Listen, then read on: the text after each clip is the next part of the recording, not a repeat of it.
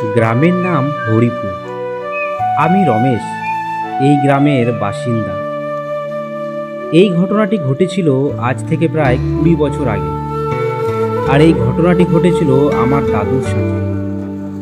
তখন আমার দাদুর বয়স 40 বছর। আমাদের গ্রামে অনেক নারকেল গাছ ছিল। নদীর পাশে পাশে শুধু নারকেল গাছে ভরা। আর দাদু নারকেলের জল খেতে খুব ভালোবাসত। প্রতিদিন সকালবেলা গিয়ে নারকেল কুড়িয়ে আনত।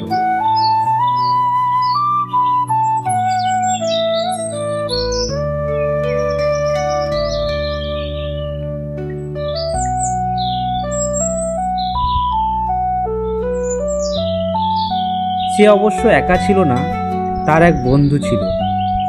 তারা দুজন নারকেল বাড়িতে এনে তার জল বা সেটা দিয়ে নানা রকম উপকরণ বানিয়ে খেত।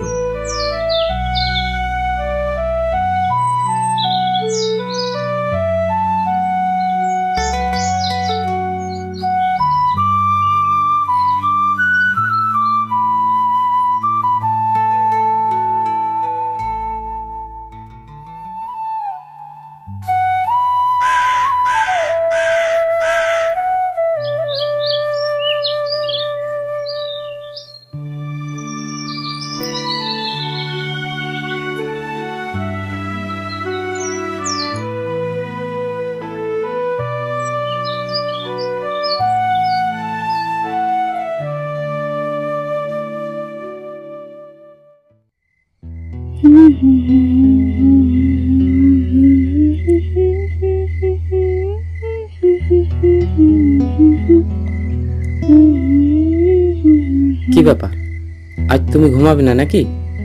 অনেক রাত হয়ে গেল তো। হ্যাঁ, ঘুমাবো।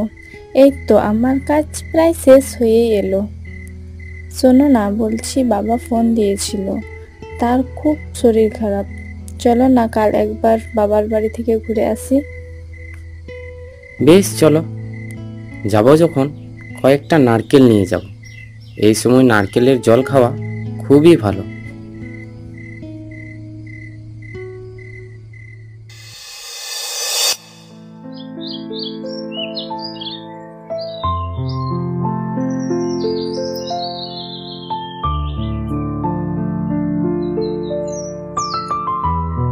পরের দিন সকালে দাদু আর তার বন্ধু গাছের নিচে বসে গল্প করছে।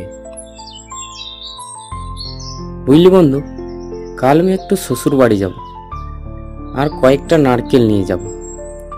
তাই ভাবছি আজ রাতে একটু আগে আগে গিয়ে নারকেল কুড়িয়ে নিয়ে আসবো। ঠিক আছে, তাহলে তাই যাব। তুই রেডি থাকিস, আমি তোকে ডেকে নেব।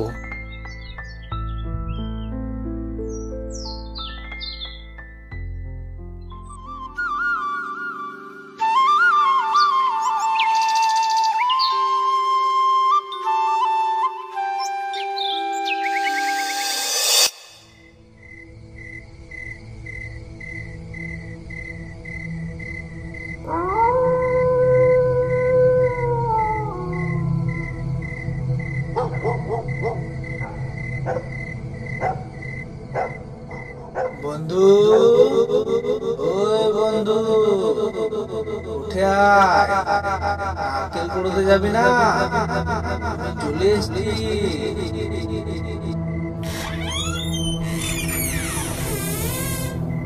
দাদুর বন্ধু ডাক দিতেই দাদু বেরিয়ে আসে। দাদু বেরিয়ে আসতেই বন্ধু হাঁটতে শুরু করে।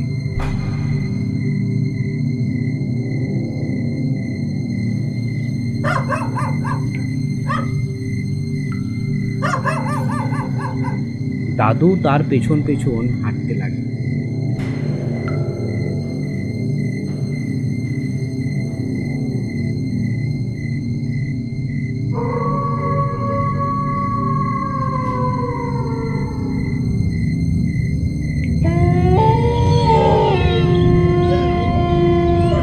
দাদু একটু অবাক হয়ে গেল। অন্য কোনো দিন বন্ধু আস্তে আস্তে হাঁটে, কিন্তু আজ খুব তাড়াতাড়ি হাঁটছে। তাও আবার আলাদা করে, একসাথে হাঁটছে না, দাদুর থেকে অনেকটাই দূরে।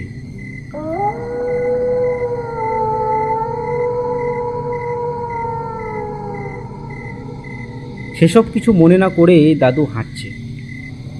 জ্যোৎস্নার রাত, চারিদিক সূর্যের আলোয় ঝলমল করছে। দূরে শোনা যাচ্ছে শিয়ালের ডাক।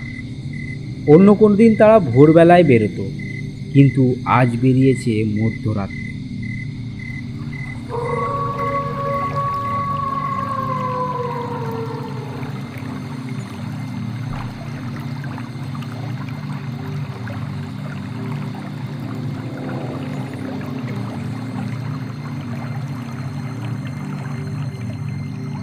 এভাবে হাঁটতে হাঁটতে তারা নদীর পাড়ে পৌঁছে গেল।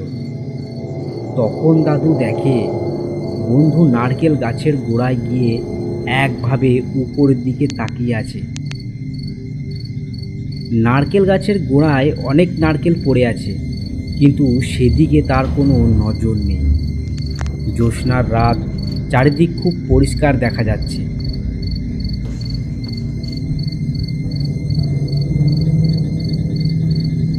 তার মনে সন্দেহ জাগে, এটা কি বন্ধু না অন্য কেউ? দাদু একটা বিড়ি জ্বালালো।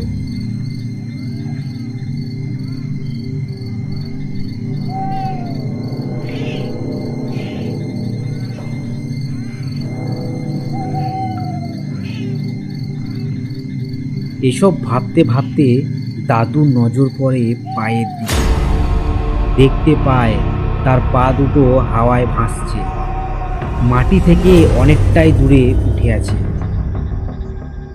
দাদু এবার বুঝতে পারে এটা বন্ধু নয়, বন্ধুর রূপ ধরে কোনো প্রেত। দাদু ভীষণ ভয় পেয়ে যায়।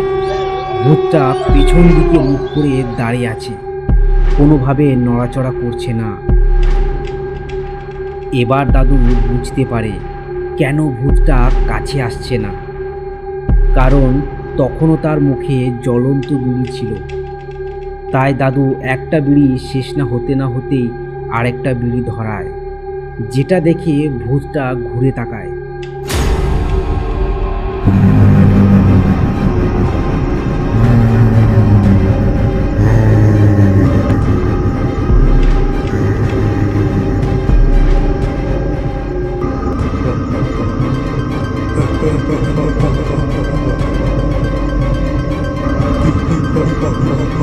দৌড়াতে দৌড়াতে নারকেল গাছে উঠছে, আবার নিচে নামছে, মুখে নানা রকম আওয়াজ বের করছে। শেষ পর্যন্ত দাদুর শেষ বিড়িটাও ফুরিয়ে যায়, আর সেটা দেখে ভূতটা হাসতে থাকে। ভূতটা হাসছে আর মুখ দিয়ে বিকট আওয়াজ বের করছে। বিশাল রূপ, তার চোখ দুটো জ্বলন্ত আগুনের মতো জ্বলজ্বল করছে। সেটা শুনে দাদুর তো প্রাণ যায় যায় অবস্থা। দাদুর মাথা ঘুরতে থাকে। একটু পর দাদু সেখানেই অজ্ঞান হয়ে মাটিতে পড়ে যায়।